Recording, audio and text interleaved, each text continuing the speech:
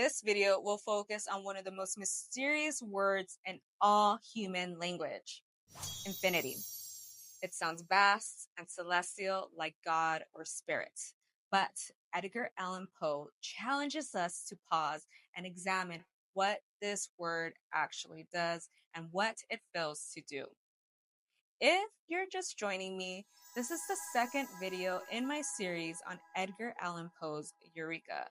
Eureka is Poe's final and most mysterious work, and it's part of cosmology, part of metaphysics, where he explores the origin of the universe, the nature of God, and the hidden unity behind all things. In the first video, Poe questions logic, not to destroy it, but to remind us that the deepest truths do not require proof. He also tells us the universe began perfect in unity, completely whole and unfractured. My name is DeFlor, and I am deconstructing Poe's Eureka in chronological order. You'll find a direct link within the comments of this section of Eureka that I am discussing today. It will also include my own commentary. You can follow me at Isabel Ethereal across all platforms. I'm currently working on my first mythical fantasy series, and I'm dedicating my life to researching and sharing this kind of wisdom that I wish was taught in schools.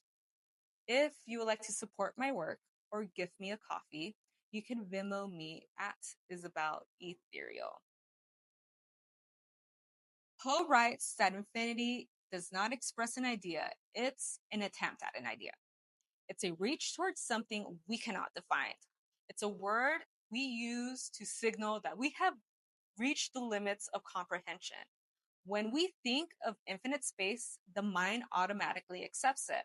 But Poe asks, is that truth or is that intellectual laziness? Infinity is easy to accept because it has no boundaries, no edges, nothing to define it.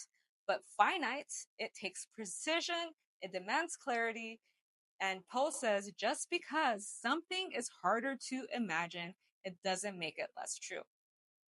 Difficulty is not the scale of truth, it's the mirror of the mind's own limitation.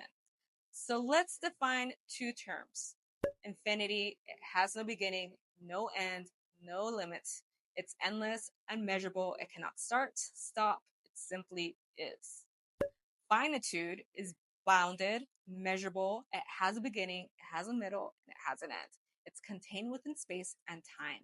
So Poe argues you cannot favor either infinity or finitude just because one is easier to imagine. They are both equally impossible to fully conceive. And when you lean into one just because it's easier to understand, you lose depth. Poe challenges another popular idea, the first cause. We believe in a first cause, often God, because the mind struggles to accept infinite regress. But if there's a beginning, shouldn't there be an end? And yet, we are told that God is the beginning and everything after is forever. That's a paradox. We are being asked to believe in an infinity with a starting point, but true infinity has no beginning, no origin, no edge. So, if we truly want to understand the cosmos, we have to stop confusing infinity with finite beginnings. Poe writes, I cannot conceive infinity, and I am convinced that no human being can. Even though our minds may feel we can go on and on and on, there is no way to track that. It's not understanding, it's illusion. Infinity isn't a thought, it's the illusion of a thought. It's not a staircase without an end. It's the exhaustion of the mind mistaken for comprehension. But trying to imagine finite space, that is no better. Infinity and finitude both are opposite, but they are twins of impossibility. Both are beyond grasp. Both require faith, a belief in God, a belief in infinity. And we do this with intuition, not intellectual clarity. Poe places these ideas in a nebula, not to be solved, but to be gazed upon. Then Poe warns us. Some thinkers confuse darkness with depth. They wrap ignorance in shadow and call it wisdom. But true thought requires self-awareness.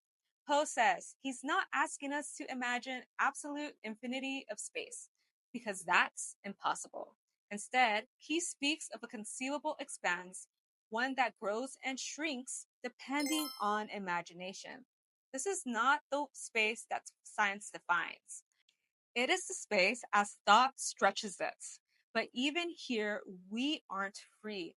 We still carry old habits, geometry, astronomy, and logic. We mistake the visible universe for the real one. He quotes Pascal, a sphere of which the center is everywhere and the circumference is nowhere. Beautiful, but not useful. Even if you reach one point in space, there are still stars in every direction.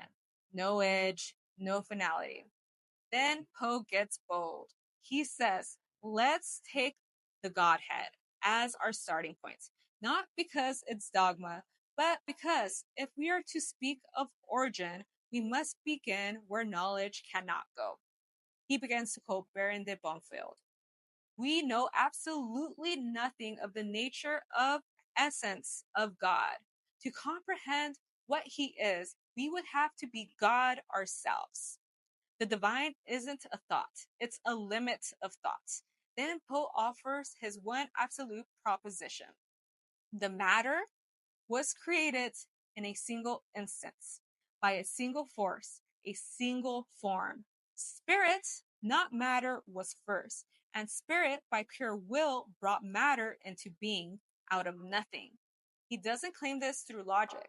He says intuition knows. And what is known is this. The first thing ever created was matter, in its most simplest and most unified form. One act of creation, one moment in time, one particle, not symbolic, literal. From this single particle, everything emerges. Stars, atoms, bodies, thoughts. Poe calls it absolutely unique. Not indivisible, but undivided and only divisible by the will that made it. Creation begins not with explosion, but with diffusion. From this center, everything radiates. Each atom, a piece of the one. Each atom carries a memory of its source, a sort of homesickness, a pull to return. This is attraction, cohesion, motion. Even as the universe expands, the atom remembers. They drift but do not forget. So what is the universe? It's not chaos, not cold randomness, but a unity chosen to become many. It's a hidden vow to return, but that return must be delayed. Otherwise, everything would collapse. So what holds things apart? Repulsion. The sacred pause, the divine delay. Repulsion is not the enemy, it is the guardian of form. It is the silence between creation and return. But Poe says this delay will not last forever. At the appointed time, repulsion will dissolve and the memory of oneness will pull everything home. And this repulsion is not spiritual, it's electric.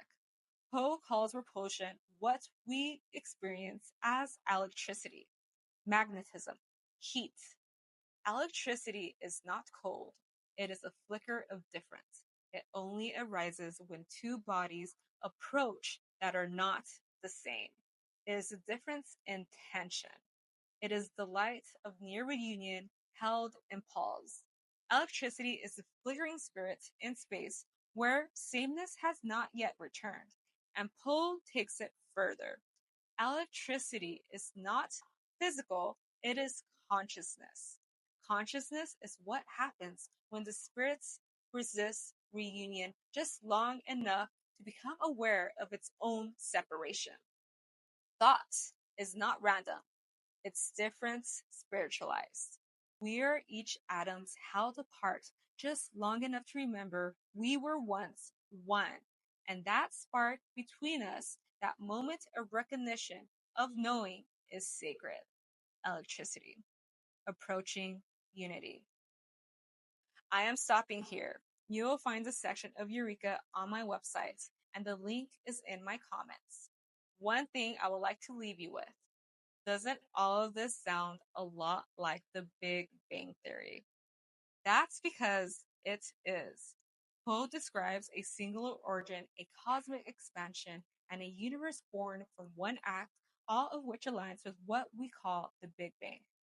But here's the thing. Eureka was written in 1848. The Big Bang Theory did not formally emerge until nearly a century later, and yet hardly anyone ever mentions Edgar Allan Poe as a contributor to this vision of the universe. Thank you for watching. Follow me at Isabel Ethereal across all platforms. Always think critically, question loudly, and remember, echoes are not evidence. There's more to unveil, and I will be back soon.